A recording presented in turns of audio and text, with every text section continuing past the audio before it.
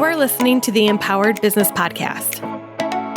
I'm your host, Monica Froese, a mom of two and your secret weapon to creating a six-figure digital product business. I'm on a mission to help 1,000 women make $100,000 a year. That's right, $100 million towards financial independence for women. As an online business expert, I am teaching you everything I know right here week after week, so you can join us on the journey to $100 million. Sound good? Then let's jump in.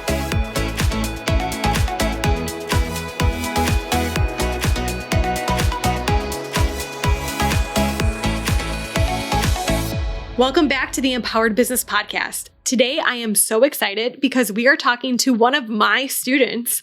She found me 2.5 years ago, took one of my very first online courses, and she's gone on to build an amazing brand for herself. Her name is Brandi Mowles, and she is the founder of Serve, Scale, Soar and the Beta to Biggie Accelerator.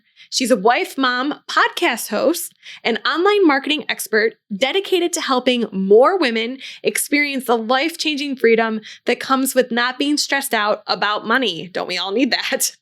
In 2 years, she's built a 7-figure online education business that's helped hundreds of service providers and course creators scale to 6 figures and beyond with simplicity. We all need some of that in our lives. She lives in North Carolina with her husband and daughter, and they live for Taco Tuesdays, spontaneous vacations, and Fridays spent together as a family, as well as weekends on their boat. I'm so excited for you to listen to this interview that I had with Brandi. She is what I call a quick start. She's not afraid to try new things. And one of the things you're going to learn about her is that her heart is really, the soul behind her business. Her heart is in her business 100%. She's out for helping people. She wants to help people get results. And also, I think it's a great contrast for what I'm teaching you on the podcast. So I teach you to build a business based on digital products, and she teaches how to build a business based on being a service provider. And one of the things we talk about is the fact that being a service provider, so providing services to other businesses, was not something that resonated with me. I felt like it made me feel like I had a boss. And that was why I left corporate. I didn't want to feel like I had a boss and I was meeting other people's deadlines. But that's the great thing about online business is there's a million different ways to get to the same result. And I feel like this is a great interview that shows just another side of how you can arrive at the same end result with a different path. So without further ado, I'm going to welcome Brandi. Hi, Brandi. Welcome to the show. Hey, I'm so glad to be here. Yeah, I'm so excited. You were on my top of guest list to have early on because we've known each other for so long in some ways, but I don't think we've ever really had a conversation like this about just like our business journey, even though I feel like I know so much about you. So this is going to be fun. First, I'd like to start off with just getting to know you a little bit more and like how your entrepreneurial journey started and how you ended up where we are today. This feels like so full circle to me. So I started my business in 2018. Riley had just been born. And at this point, she was like at the 3-month mark. And I was like, okay, we have to make money like now. And so I started like Googling and I found like how to start a mom blog and everything. And this was right at the time where that blogger kit comes out that you always have stuff in. And it's like $97 or something. And so I bought the blogger kit and I started this mom blog because first time mom with a 3-month-old knows everything about mom life. Of course. And I was like, I'm going to be a mom blogger and this is great. And anyone who's ever read an email that I've actually written or even a social media post knows like there's typos all day long, words spelled, words missing. Like it was not a good fit. But I went through your Pinterest course and I remember posting in your group. I had my blog for 1 month and I was like, I'm getting like 3,000 monthly views on my blog. Is this like good? And I had no idea. And people were like, oh my gosh, this is amazing. And I was like, okay, but I'm not making any money. So this isn't that great for me.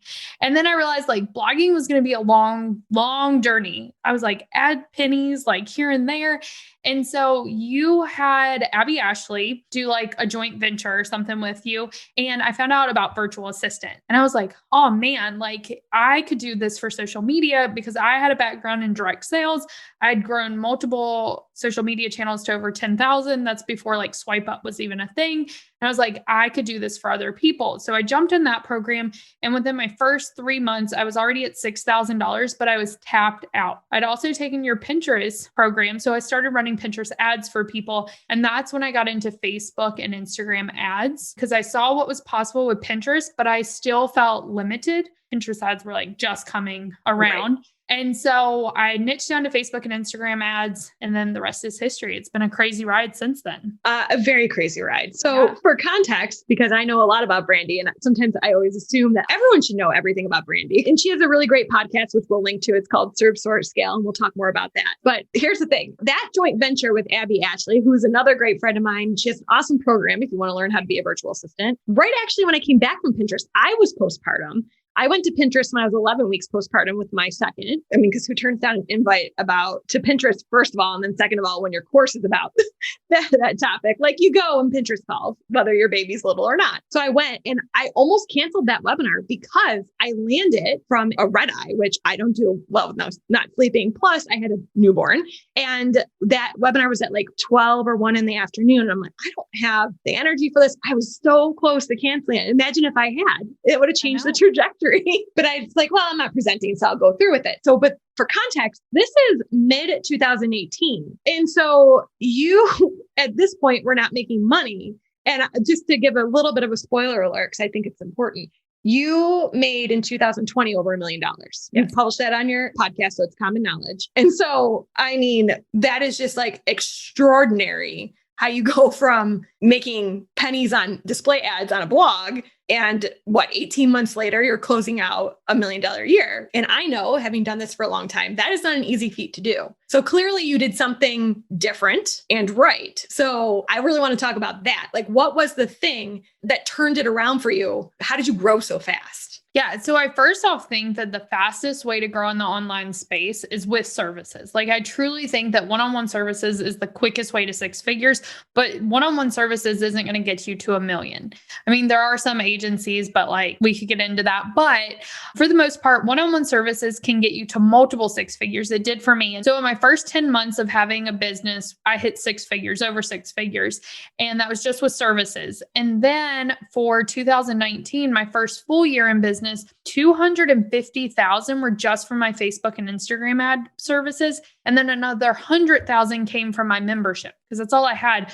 But I still did multiple 6 figures with my services. So I think that really set me up for a strong foundation, because the thing with services is you don't have a lot of overhead. And so it just set me up for a really strong foundation where I could invest in programs. I could really make smart decisions when it came to launching my membership and stuff like that, because I wasn't concerned about money anymore because I was really managing my money. So when you run services, you are trading technically time for dollars. So first of all, I hate trading time for dollars. So I personally didn't go that route. I talked about this in a previous podcast episode. Everyone resonates with different types of things. There's nothing wrong with going services. What works for you is going to be different. That's what makes us all have unique businesses. I knew going in that doing services made me feel like I was still in corporate and answering to a boss. That was like my biggest thing. I felt still beholden to other people's schedules. I felt like it really wasn't my own thing. So I poo-pooed it and I didn't go that route. Now, when you got to $250,000 without having an agency, so other people helping you, you obviously, one, were going to get capped out on time, but also it sounds like you probably are offering a premium service, right? To be able to scale to that degree. And that was the Facebook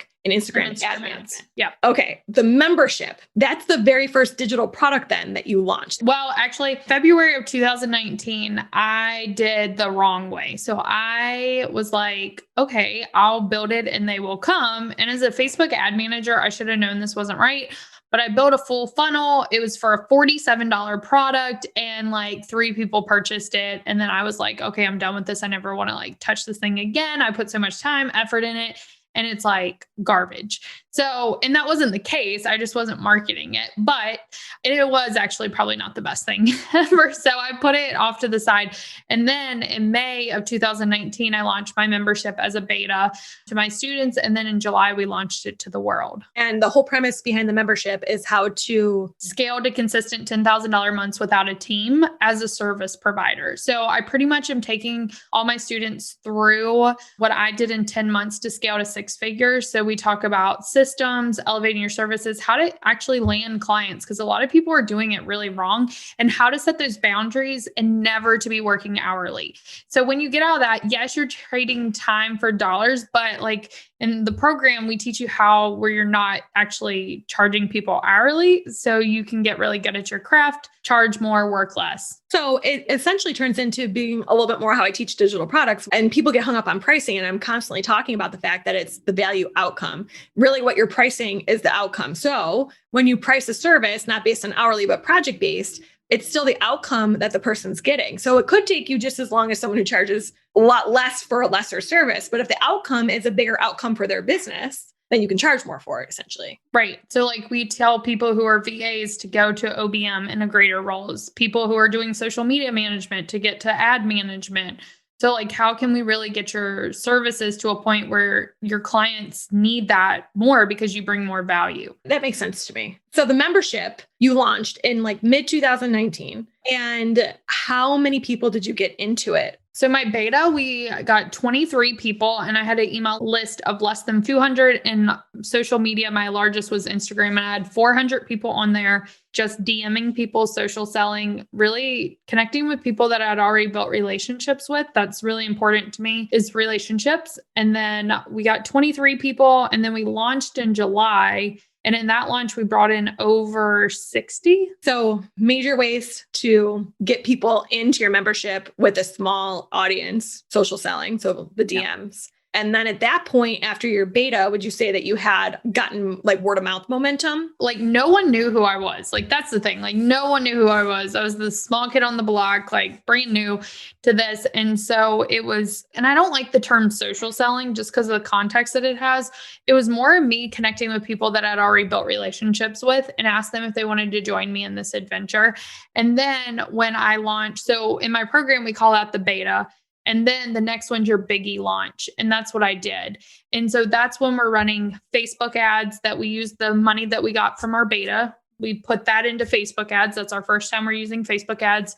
We're launching with a webinar, and we're doing all the digital marketing stuff to launch this in a 5-day window. Okay. So an open closed launch. Yeah. What I find very interesting about what you did, so you grow this membership, essentially, you didn't grow a big audience first. It was like grassroots, essentially. Yeah. Then you started growing this loyal following. On the heels of that, you launch a podcast that's pretty much matched to the purpose of your membership. So now you have a way for people to get to know you outside of paying you, and naturally leads into the membership. And then I think you did something that I don't see a lot of people doing, and I find it very unique. And maybe I'm wrong. Maybe you'll tell me that you learned it from someone else, but you launched a course on how to run Facebook and Instagram ads. But what I found unique about it was going to the point of, in order to scale high on services, you had to charge a premium. So essentially you had all these service providers and you're like, hey, now I'm going to teach you how to sell a premium service that I happen to know really well. So it's not like I'm going to teach you just how to run Facebook and Instagram ads. I'm going to teach you, and tell me if I'm wrong, but how to sell the service of running Facebook and Instagram. Yeah. So the membership is definitely much more business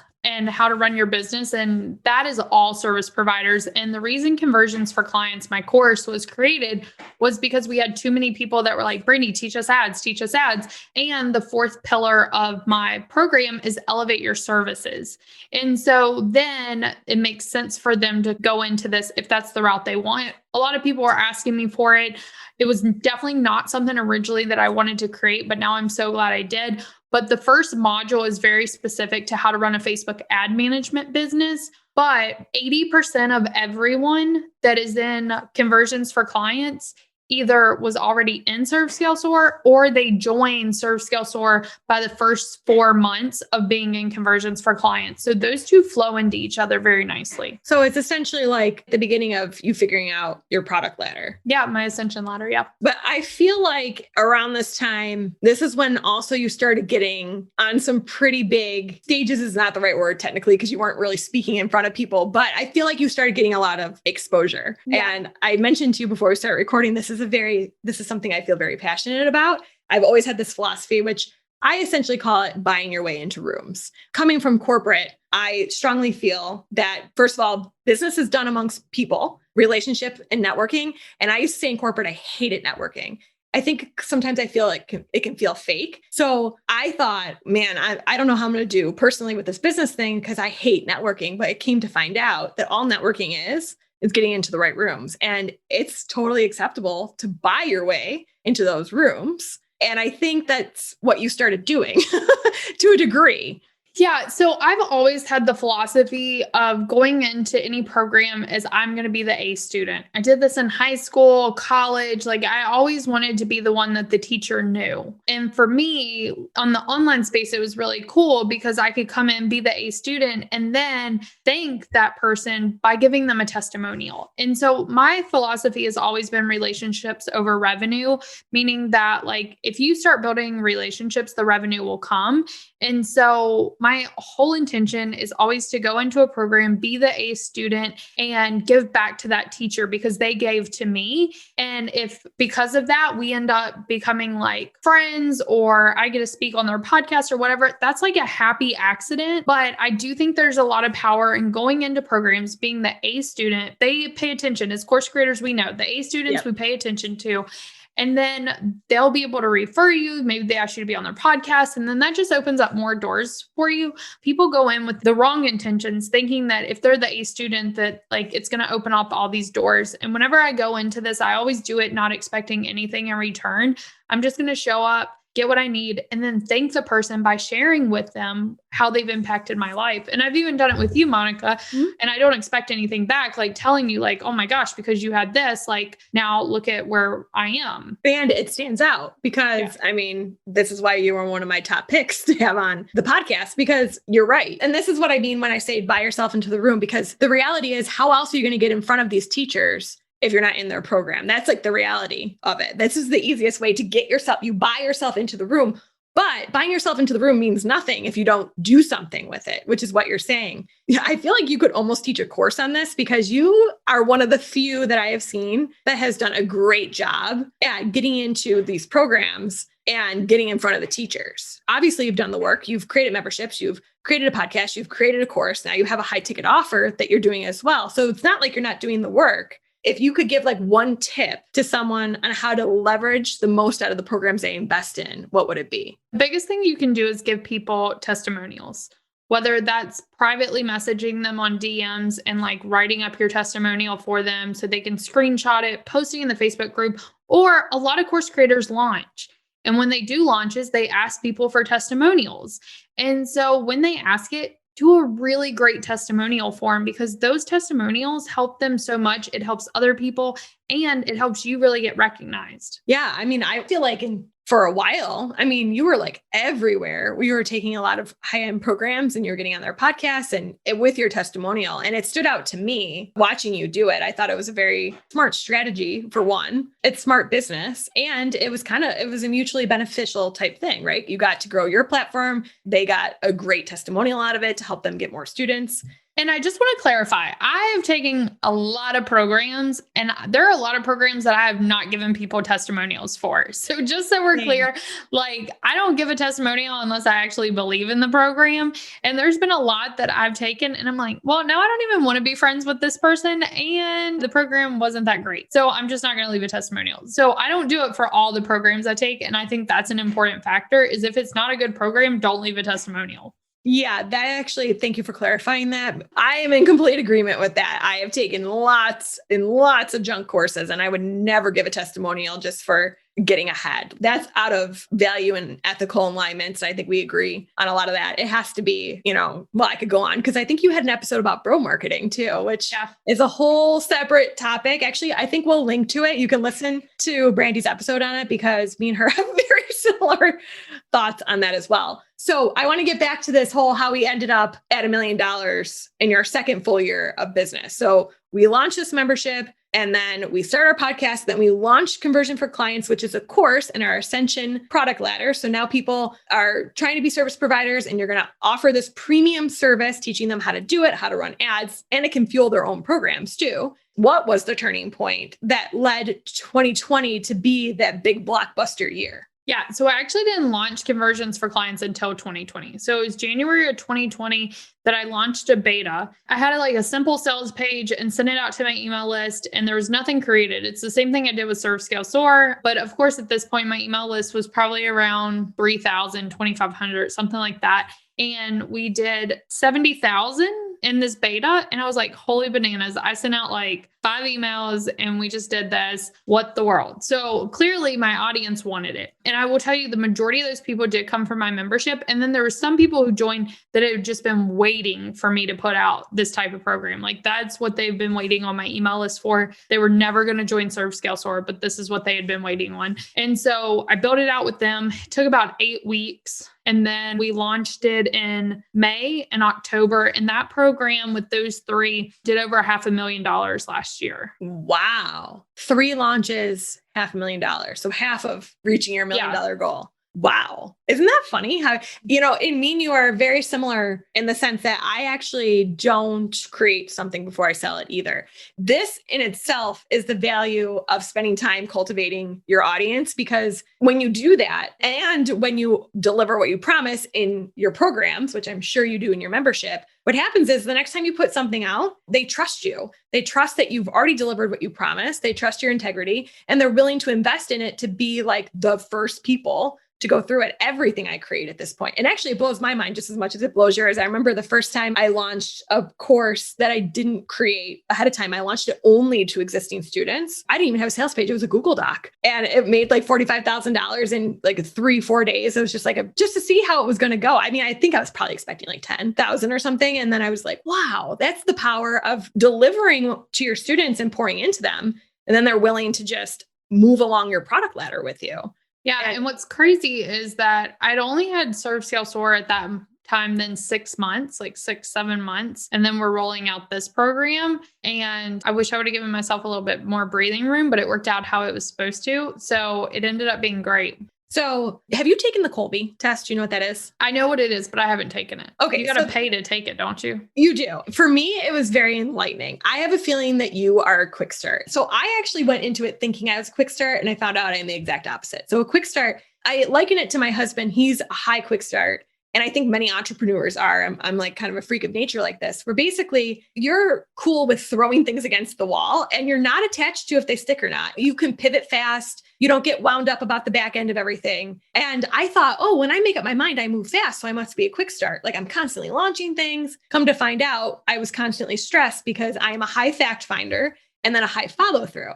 So my back end has to be really clean or I get super stressed. And one of the things I find very interesting about following your journey, I mean, you got to $1 million, I think, with just contractors. Did you even have any employees? We still don't have any employees. That to me is just mind blowing. So I would love to hear about how this all works to run these programs. And we haven't even gotten to the third one that I know you've just recently launched without, I call my unicorn Haley. She's full time. I've had her for 2 years. I don't know how I could do this without her. So how does this work? How do you keep all the balls in the air? Yeah. And also the other wrench I threw into 2020, besides everything that happened in 2020, is I came out and I was we're going to go from 300,000 to $1 million, and I'm not working Fridays. And so 3-day weekends for my family, that was super important. And so we are one efficient machine. It's so funny. I have Janessa, which is my right-hand person. She's been with me since I launched the membership.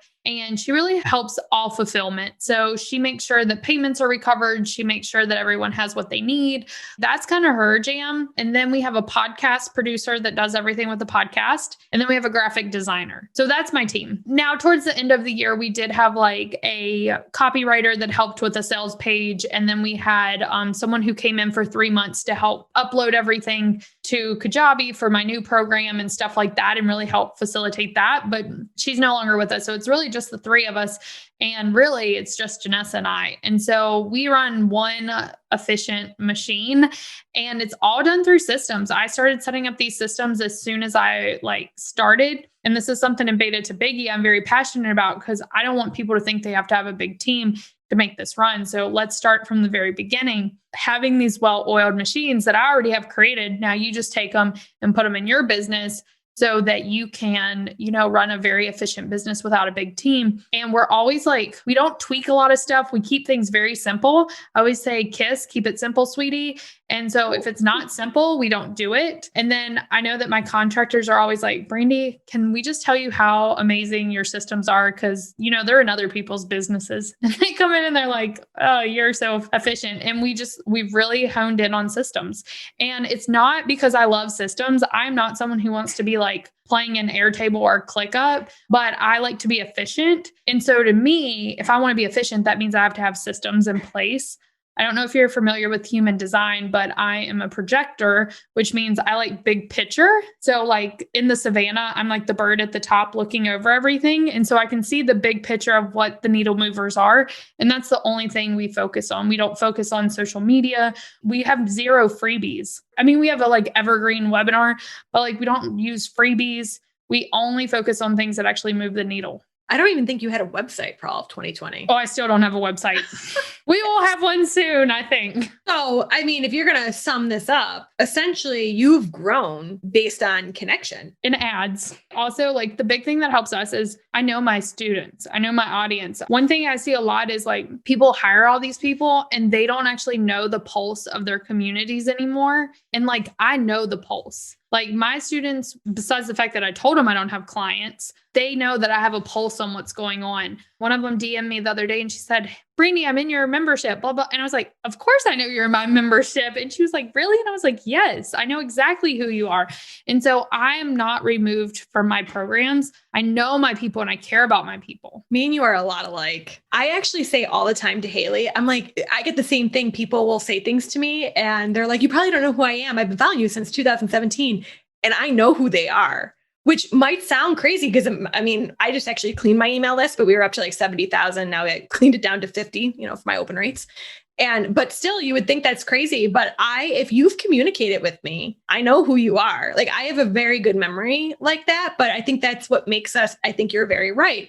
I think that makes us very unique. And that's how we can sell to people without having it created, because people know they can trust us. Trust is such a huge thing, especially I think as the online world gets more and more crowded, there's just a lot more not great feeling marketing activities that go out there, and people can sniff that out. They can sniff the genuine versus not genuine. How do you feel like your podcast has helped in your growth efforts? So the podcast takes people on a deeper level with me. They get to know me. They get to know my family, especially with the income reports. I'm very open and transparent. They get to see my style of teaching. But I don't know if it's actually growing our audience, besides the fact that people will say oh, I found your podcast on iTunes, but it's not a large number. I think what it does is once people do find me, however they find me, it gives them a place to go deeper with me to build know, like, and trust. Yeah. I agree. That's why we're sitting here now, because the only way to really get to know me was in my email list. We have sent 2,000 broadcasts in ConvertKit. That doesn't include any of the sequences that go out. So I was no stranger to emailing, and I would send pretty raw type emails and people loved them. We got high responses, but an email is kind of in essence like social media. First of all, not everyone's going to open the email you send. And it was a lot of wasted effort, essentially. I believe email now, my philosophy is it's for amplification of your message. It's a really great way to get in front of your loyalist fans. There's a word for it, your true fans, whatever. But it's still a behind the firewall type thing, So podcasts are a great way for people to, are they interested in something like being a service provider? For me, are they interested in digital products? And you get to hear us talk and get to know And I think that that's the know, like, trust factor is a huge thing for podcasting. Yeah. And especially because like, I don't even write my own emails. I'm very open about that. I don't write them. I don't read them until they come out on Tuesday when everyone else reads them, but they come from my podcast. So all the podcast emails are is just Janessa is recapping what I said in the podcast, and she knows my words so well, but she writes it. I don't write my email. And honestly, half the time I don't even know what they say. So the podcast is where people are actually getting me at my fullest. And I'm an auditory person. So anything that's email form is not from me. Interesting.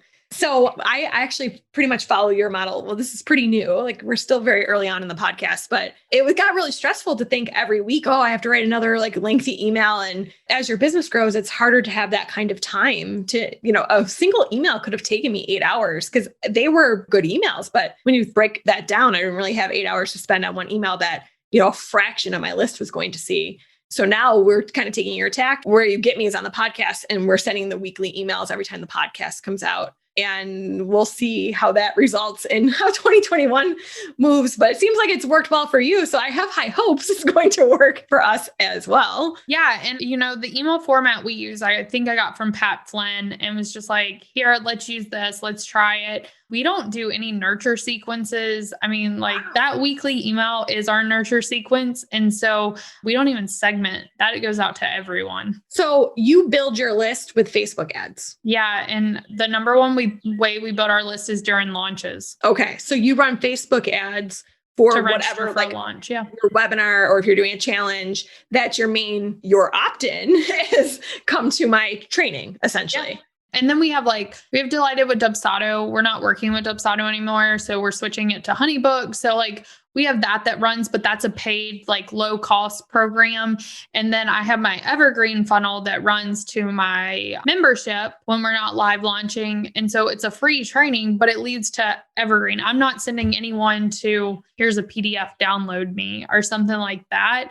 And then the only thing that has a nurture sequence is launch. Of course, you have your launch emails, and then the Evergreen has the 5-day launches, and then they go right back into the thing. So I'm not about some nurture sequence or anything like that. I know they work for some people, but that would just be more emails for me to have to write. But this is why I love talking to you, because I really want to impress on people how many different ways there are to get to the same result. The way you do business is vastly different than how I grew mine. Yet I would say at the end of the day, our communities are very similar in the sense of how engaged they are. It actually is very similar, but we went very different routes to get to the same result, essentially. I know, I'm over here you have 50,000 people in your email list. Holy cow. And Brandi made more than me last year. So, I mean, it goes to show vanity numbers. And I've never been big on when I was a blogger, I was like, I could care less about page views. I care about what people are paying me. Same thing. My email list is just a vanity number. It's sounds great. That's just active. Who knows? I've hundreds of thousands of people have filtered through my list,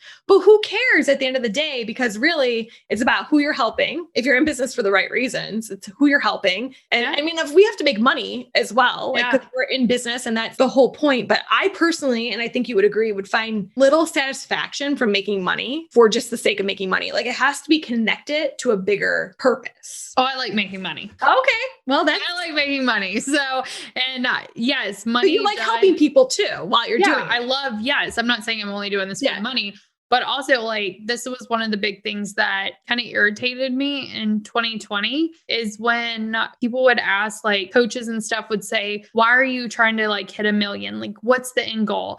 And I was like, cause I'll hit $1 million. That's a big achievement. And it wasn't until October that I found out why I needed to hit 1 million and what that actually meant for my family. But I think that sometimes we put so much pressure on people having why they need to make money that it's so annoying because it's we have to have money to live. You have to have money because the pressure that alleviates from your family, that will change the whole generations from going from families who are paycheck to paycheck to stressed to a family that doesn't have to live paycheck to paycheck and they're taken care of. The impact that you have on your family, just if you can provide from them without being stressed, will affect the generations and generations and generations after that. And that's impact. And I think sometimes we put too much stress on people to have this big why or big purpose, when sometimes you just have to take care of your family to figure out what that purpose is. But that is your big why. I mean, when you think about it, and that's perfectly fine. I think that It's very actually similar. I started the business because I wanted a better life for our family. I didn't want to live paycheck to paycheck. We were constantly stressed about money. And I have hefty student loans, which I'm still working on. And I just didn't want to be stressed about money for the rest of my life. What happened to me was once I felt like we were in a comfortable position, I'm a naturally pretty driven person and I believe in consistency. So I show up day in and day out. And I've built this with small building blocks at a time. I personally in 2020 hit a wall where it was like, we have a great life. I didn't really need more. So I had to start connecting with a bigger reason. And my bigger reason was, very passionate, to boil it down, for women to be able to have financial independence, whether they're married or not. I saw too often in my life that women got put in very bad places because they didn't have the same earning potential as their male counterparts. And I'm just very passionate that why does that have to be? I don't believe motherhood is limiting. I think if anything, it's empowering. And so that became my big driver. But generational wealth and setting your kids up and your family up is just as motivating and just as good enough of a reason. Yeah. And I love that you said once you were taken care of, then it changed. Because I think that's what happens is once you start taking care of yourself and taking care of your family, then you find that bigger purpose, which is what I said, in October of 2020 is when I broke down in a car with tears, knowing why we had to hit 1 million, because it was such a bigger purpose than just me. But it took getting to that safety and security place for me to be able to see that. And I see way too many women stop because they feel bad that their only purpose, and by only, I'm doing this in air quotes, is to provide for their family. That is massive. And once you do that, then you'll find what is bigger than just you and your family. You'll find that big, big purpose outside of just your circle. But first, you have to take care of your circle in order to find that bigger purpose. Well, and isn't this the parallel with motherhood too, when you think about it? Because, intellectually, we know in motherhood that if you're not taking care of yourself, you can't take care of others. But how often are moms martyrs expected to be martyrs and put everyone else before them until their cup is so empty that they can't fill it up? It's the same thing with money. How are you going to be out there helping other people when you don't know how you're paying your bills next month? You're depleted if you're not taking care of yourself first. And once you are, then you can go out and have such a bigger impact, whatever that might be. And I will say also, I think it's totally, and I grappled with this last year, it's totally fine if your purpose wants to end with my family set up or I'm making enough that we have a happy life and I'm just going to keep on that trajectory. I don't need to have massive growth to be happy. Because I do see that too, a lot of shaming about big goals. Honestly, I got to the point where I'm pretty confident we're going to hit 1 million this year. I hope we do. And even if we don't though, I was just telling Haley, who cares? As long as my family is happy and safe, who cares what the number is at the end of the day? And I totally agree. And what was so great about million last year was the person I became during that journey. I even had very close friends to me at the end of the year say Brandi, you are a completely different person than you were 12 months ago. And it was just the journey that I went on that was way better than the million.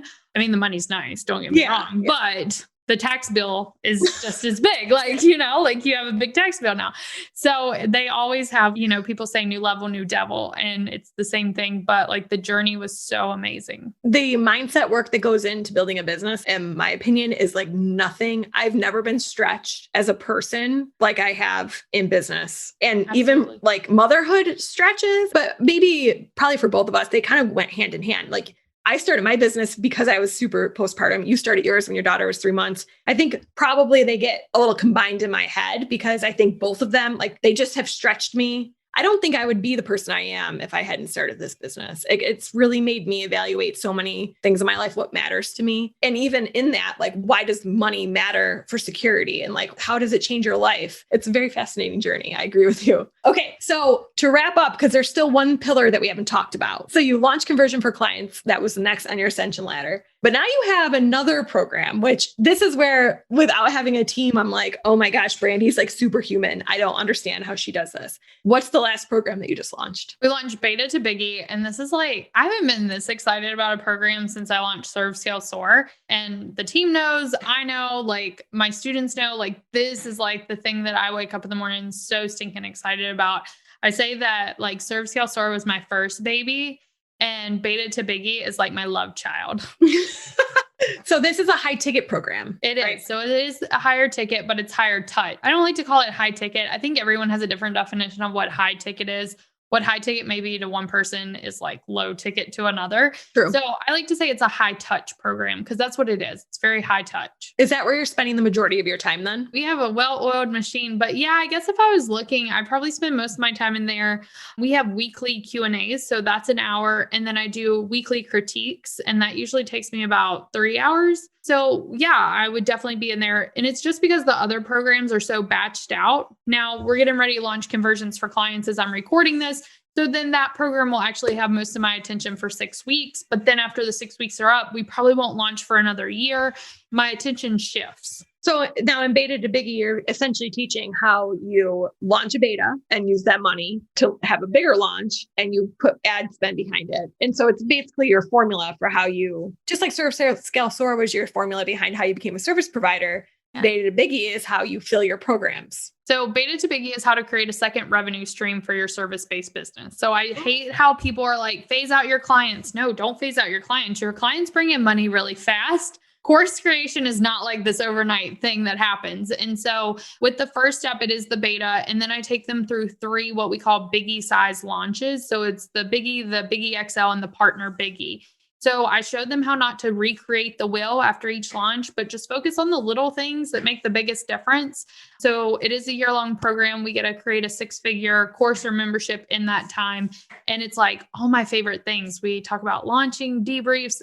Today, before I got off here, I just did 6 debriefs with my students. And I was like, this is my favorite thing in the world is debriefs. Isn't that so fun when you find the thing that lights you up when you're teaching?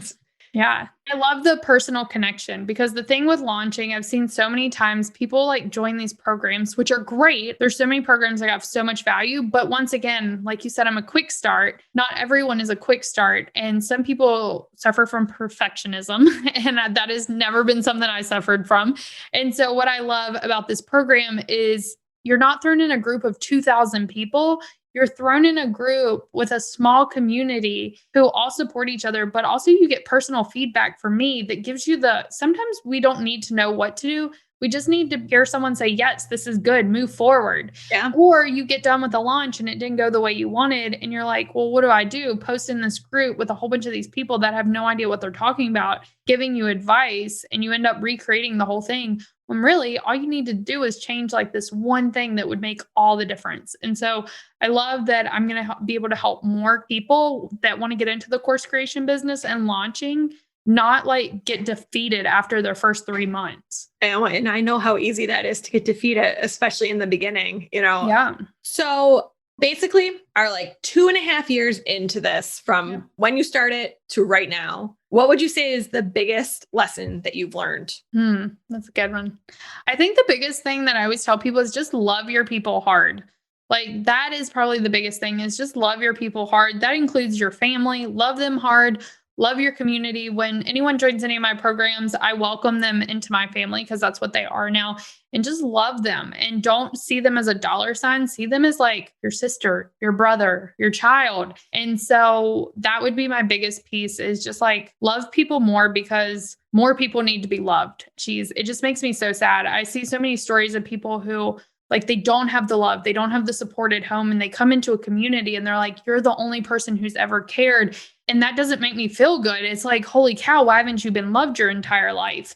And so if we can create a community where more people feel loved, I think we're doing something in the world. Yeah. And to go back to your point that you made about, there's nothing wrong with just making money to like better your life and create that generational wealth. But like, look at how your ultimate goal though, when you strip it down, is that you want to love on your people. So it's about the money, and yet it's still not about the money, because you don't just want to take their money to put another checkbox next to, okay, now I'm this much closer to my goal, if you're not giving and helping them at the same time. And that's impacting and changing their life. So it's not just about our family. I think that took me a while to realize. I still live in denial. I get great emails. It's almost hard to like understand. It's like, really? It's amazing. But it's like, wow, it just goes to show that showing up and just being yourself can impact so many people. Like that's really a rewarding part of this business, if you ask me. Yeah. And whenever we get those DMs, we get those messages, we throw them in the Slack group. And we know that when people say Brandi, that they're not saying me, they're saying our team. Like Brandi is the team. And so one of the really important things is that we share all that with our team and they take credit for it. And we just donated money to Village Impact again.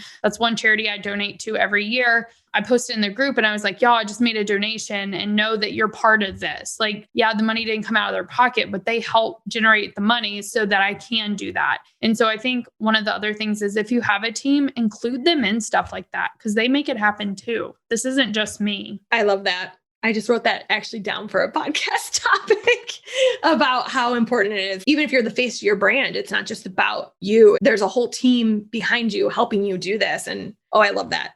Thank you. Thank you for sharing all this. It's been really great talking to you. So can you tell everyone they want to connect, especially because you do not have a typical opt-in to send us to? Yeah. How do people connect with you? So head over to @Brandi Mowles on Instagram. I'm sure Monica will link that up. Go over there. I don't post in 2020, I posted 24 times. So I don't post a lot, but I am in my DMs and they just got me to set up a link tree. So you can click the link in my bio and pick your destination. So now we do have a link tree, but I'm always in my DMs. If you ask me a question, if you post in there, you will get me responding. So I love to connect with people on there. Awesome. And we'll also link up to your podcast, Serve, Scale, Soar, because I listen weekly. I suggest everyone else listens weekly. You're always full of so much great knowledge. So thank you so much for being on today. Thanks for having me. I hope you enjoyed today's episode of the Empowered Business Podcast. If you're ready to take your business to the next level, check out the Empowered Business Box, a flexible monthly membership with resources to enhance your digital products and sales funnels from top to bottom. Head to empoweredbusiness.co/box to sign up. As always, you can find all of the links and information mentioned in this episode at monicafroze.com/podcast. Thanks for tuning in.